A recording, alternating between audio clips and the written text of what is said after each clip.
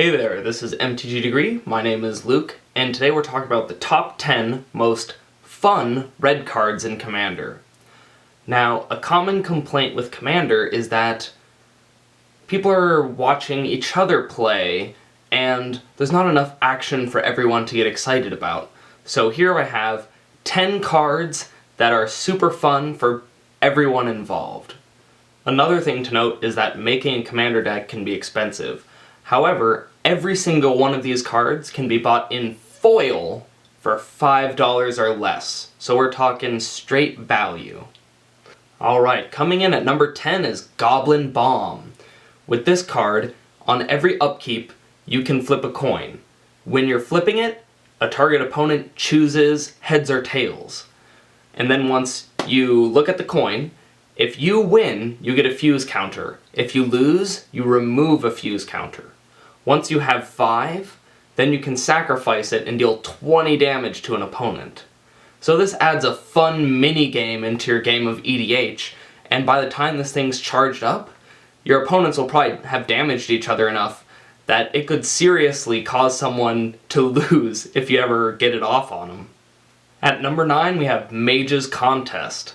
This is a counterspell in red, and the way it works is, when you try to counter their spell, it begins a bidding war between you and the person who's trying to cast it. And what you're bidding on is how much life you're willing to sacrifice to gain the effect you want. So if you win the bid, then you lose life, and they have their spell countered. And if they win the bid, they lose life, but they get to have their spell. So you take turns bidding, and the goal with this is to find the spell that they care about the most. So doing this to something that they've tutored up, so you very well know that it's what they want to cast, or if you've just played against their deck a few times and you know what their key components are, then you can end up making them pay a lot of life to cast the spell. The goal is probably most of the time not even to actually counter it, but just to see how much you can squeeze out of them by going like, ugh, I guess I'll bet 18 life. See if they'll bet 19. It's a pretty darn good time for you, for your opponent, and for everyone around the table watching this ridiculous bidding war. Coming in at number 8 is Risky Move. This is an enchantment where, at the beginning of each person's upkeep, they gain control of it. The person who gains control of it then flips a coin, and chooses one of their creatures. If they lose the flip, they have to give away that creature to another opponent. This card is really great for some creature shuffling shenanigans, and if you play it when a lot of people only have one creature, then you know that they're going to be gambling away the creature that they fought hardest to put down on the table. Coming in at number 7 is Goblin Game. What the Goblin's Game is everyone takes some objects and hides them. Then they all reveal them at once, and everyone loses life equal to the number of objects that they're revealing. However, the person who reveals the fewest objects loses half their life total, rounded up. So what this does is it basically makes everyone wonder, how greedy can I be? Can I hide just 3 objects? Or are people gonna go big and make sure that they don't lose half their life by hiding like 7 objects? So it makes a really fun guessing game around the table. Coming in at number 6 is Mana Clash. For 1 red, you and opponent start flipping coins. Whenever one of you flips tails, they lose a life. And the effect continues until you both flip a heads. So this is just some shenanigans for your friends to watch at the table while you and your opponent are flipping away your life totals. And it's also a good finisher spell. If you have way more life than somebody else and you start this thing, you could actually end up taking like 10 life from them if they're really unlucky, and you could actually win the game. Coming in at number 5 is Custody Battle.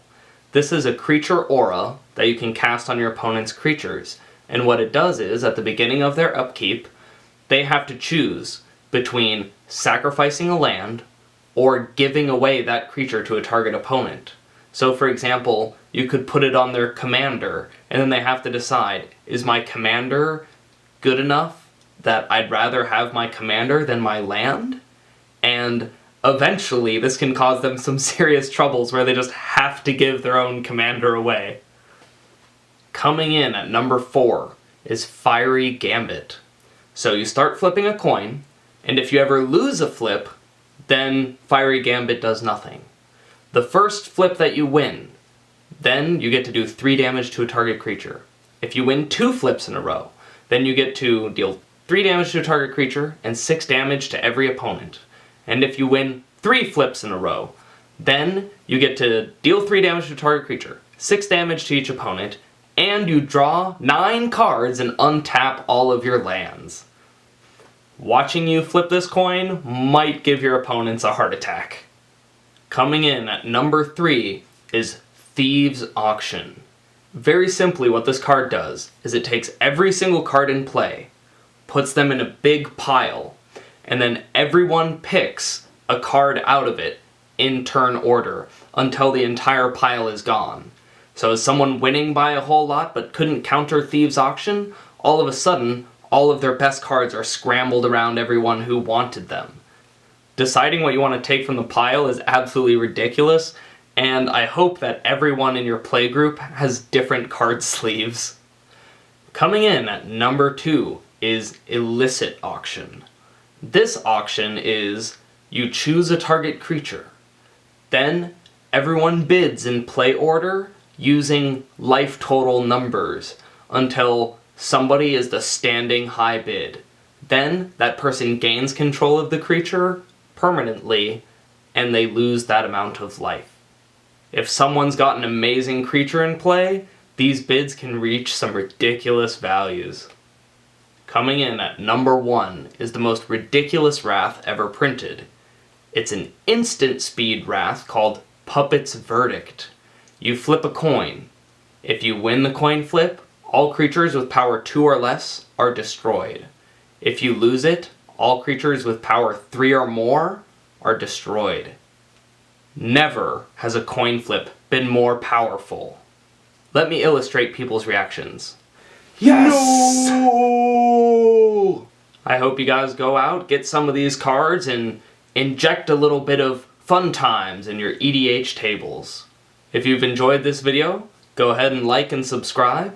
This has been MTG Degree. My name is Luke, and I'll see you next video.